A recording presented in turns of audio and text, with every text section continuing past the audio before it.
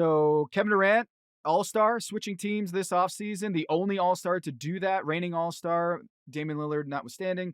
Not a lot of stars switching teams this year, this offseason, which I think a lot of us were expecting some more fireworks. But yeah, free agency might be on life support, but there are some players that have switched teams. I've got my list, my top 5. Kevin Durant's number 1 on mine, as well as yours. Who's number 2 on your list, Dan, with the little numbers here? Our first little number is 2.7. That's how many pull-up three-pointers per game the Orlando Magic made last season. If that doesn't sound like very many, it's because it isn't. 2.7 three-pointer pull-up threes per game. That's fewer than Anthony Edwards himself made last season. Anthony Edwards made 2.9 per game. The Magic as a team made 2.7, 28th in the NBA. Only the Nets and Raptors made fewer. That's in keeping with Orlando's across-the-board struggles from deep. You know, we've talked about this a number of times before. As many things as are good about the Orlando Magic, shooting, not one of them. At or near the bottom of the league in three-point attempt rate, total triples made, total triples attempted, team three-point accuracy, etc. Enter Desmond Bane. Again, not an all-star, but a near all-star caliber player. Did not move in free agency, moved in trade at the very start, actually during the finals, right? At the very start of the offseason, before the offseason even began. He made 87 pull-up threes by himself last year. The Magic as a team made 220. His least accurate three-point shooting season, 38.1% 2 years back, would have made him by far the most accurate three-point shooter on the Orlando Magic last season. We've talked about this before, but in getting to it, I think Desmond Bane as a high volume, high accuracy, and independent creating three-point shooter, what can that add to an Orlando Magic offense that has kind of struggled, even with the talents of guys like Paolo Banchero, Franz Wagner in years past? Yeah, I keep thinking about, with Desmond Bane, something that Kevin Pelton, the machine over at ESPN.com insider, KP once wrote, I think for Basketball Prospectus, this like study about, this was, I want to say like 2015 when he wrote this, and it's always stuck with me, is that if you look at like on-court, off-court impact, how much you raise or lower your team's offensive rating. Right. And your box score statistics compared to the two. Which stat in your box score line correlates the most with, your variability, your variance in your impact on the team's scoring abilities? And what he found was three-pointers, your ability to hit three-pointers had like this multiplier effect. That like, if you were really good at making threes, it went even beyond what you would expect. Why your three-point shooting would directly augment your offensive firepower for your team. And what he was pointing out was it's not just the threes that you make. It's the gravity that you create. That when Desmond Bane is out on the floor, now Paolo Banchero's and Franz Wagner's defenders have to kind of keep an eye on him, right? And that makes things easier for Paolo Banchero and Franz Wagner and everybody else who's playing with Desmond Bane. So it's not just that, hey, I can hit more threes than KCP, Kentavious Caldwell-Pope, who I'm replacing. It's that you respect me as a shooter more than KCP. And therefore, it's now going to be a lot more attention drawn to Desmond Bane, and that's going to make life so much easier for Franz and for Paolo Banchero and for Wendell Carter Jr. and everybody else on the Magic roster. And so I think that it's really important to point out, yes, he's made more than 200 threes in his NBA career, which is something that the Orlando Magic player has not done since 2019. And his name is Terrence Ross. Put respect on T. Ross's name. Absolutely. They have been desperate for a guy like Desmond Bane, not just because of the three-point shooting, but for the three-point respect, is that he tilts the floor in ways that Paolo Banchero and Franz Wagner have been dreaming of ever since they donned an Orlando Magic uniform. So, Dan, totally agree with you. Desmond Bane is number 2 on my list, not just for his defense, not just for his three-point shooting, but also for the respect that he has, that he garners around the league, and that they are going to be yelling, shooter, shooter, right, way more for him than for KCP. No disrespect to KCP, but he's a 36% career three-point shooter, and Desmond Bane's like 42. Not to go too hard into how gray our beards are, but you talking about KP's piece made me think of another thing by a smart guy that I remember saying Steph Curry should be the first player in NBA history to try 10 three-pointers a game. You remember who wrote that? I do. I might know that person. Do you remember when he wrote that? Oh, I want to say 2012, 2013. 2013. Tom Haberstroh, October 17th, 2013, under the headline, "Hey, Stefan, more threes, please." Pretty good take by your man, Tom Haberstroh. Turns I out got that, so much flack for that. Uh, well, that is insane. 10 3-pointer, that's going to ruin the sport. Maybe I was onto something. I think he should shoot 20 a game. That at this I point, will die on that hill that Steph Curry, I know it's exhausting to shoot pull-up threes, but I feel like maybe I didn't go far enough, Dan. yeah, we got to get the beard growing out further for a manifesto of 23s, but I like where we're going with it. Our second little number this week is 75. Speaking of 3-pointers, that is how many 3-pointers Clint Capella and Onyeka Okongwu, Yep. the Atlanta Hawks' top 2 centers, have made combined over the last 3 seasons. All of them, by the way, by Onyeka Okongwu. Clint Yes. Capella, he's an indoor cat. He's not stretching it out there. But the Hawks' top 2 centers over the last 3 years, 75 total made 3-pointers. Kristaps Porziņģis, whom the Hawks added in trade this summer, has never made fewer than 78 in a season in the NBA. That includes last year, where he only played, I think, 42 games in Boston and knocked down 103 triples on 41.2% three-point shooting. So when healthy, and so, I mean, it seemed, he had that rough viral mystery illness by the end of last season, and it impacted him down to the playoffs against the Knicks. But Porziņģis has, by all accounts, kicked that and looked pretty good for Latvia in Eurobasket. Yep. And there's, everything seems to be trending in the right direction for him. When healthy, Kristaps Porziņģis is the kind of high volume stretch big that Trae Young has never played with before. And he can provide that spacing without sacrificing rim protection. So what kind of impact do you think that KP could have for a Hawks team that's looking to make a big leap up in the, ransacked Eastern Conference standings? I don't think it's any coincidence that we have an East team at number 2 and another East team at number 3. Because in terms of impact, like Kristaps Porziņģis and Desmond Bane could swing the title chances, or at least the East title chances, in their favor more than anybody, maybe with a bigger name in the Western Conference. But because this is the East, Kristaps Porziņģis being on the Atlanta Hawks with Trae Young and what they're building there, Jalen Johnson, the fact that they can get a rim protecting stretch 5 unicorn on their roster, and not just on their roster, but like for the next couple of years, where you have Kristaps Porziņģis, 30 years old. I feel like Kristaps Porziņģis has been in the league for way longer than he has. And it feels like to me that this is a perfect fit for what the Hawks are trying to do. I've been loving Onyeka Okongwu since he came into the league. I felt like he deserved more minutes, stealing from Clint Capella over the last couple seasons. I really like his just his energy, his rebounding, his two-way play, all of that, and the stretchiness. But like Kristaps Porziņģis, as you mentioned, is that to like the 10th degree. He is a Rolls Royce when it comes to the stretch 5 position and the unicorn model. He is that guy. And so when you put him next to Trae Young and Johnson, this team, and Zachary Reese-Shea, this Atlanta Hawks team is going to contend for the Eastern Conference Finals.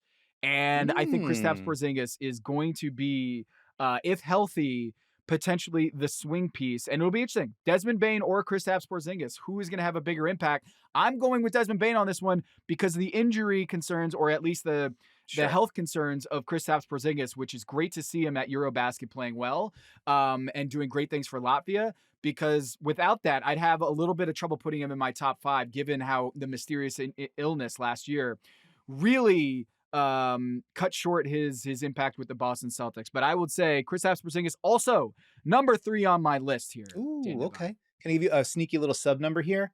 It's 170, and that's how many deflections Nickeil Alexander-Walker had last season. That's more than anybody on the Hawks except for Dyson Daniels, who was like stratospherically away from the entire rest of the league in deflections last season.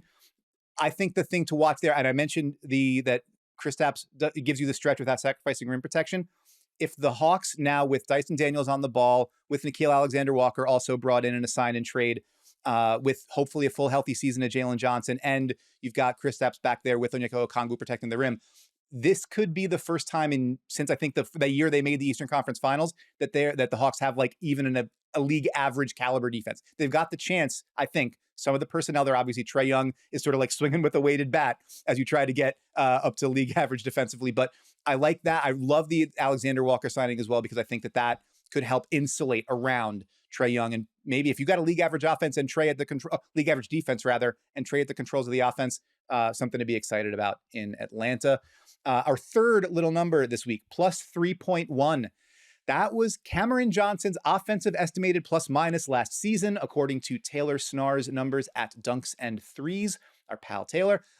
Plus 3.1 means on average, Cam individually added about 3.1 points to the Brooklyn Nets offense per 100 possessions last season. Doesn't sound like much when you put it that way, but that rate stat puts him around offensive impact roughly on par with guys like Jimmy Butler, Zion Williamson, Austin Reeves, Tyrese Maxey, guys that we hear about a lot more than the comparatively quieter Cam Johnson.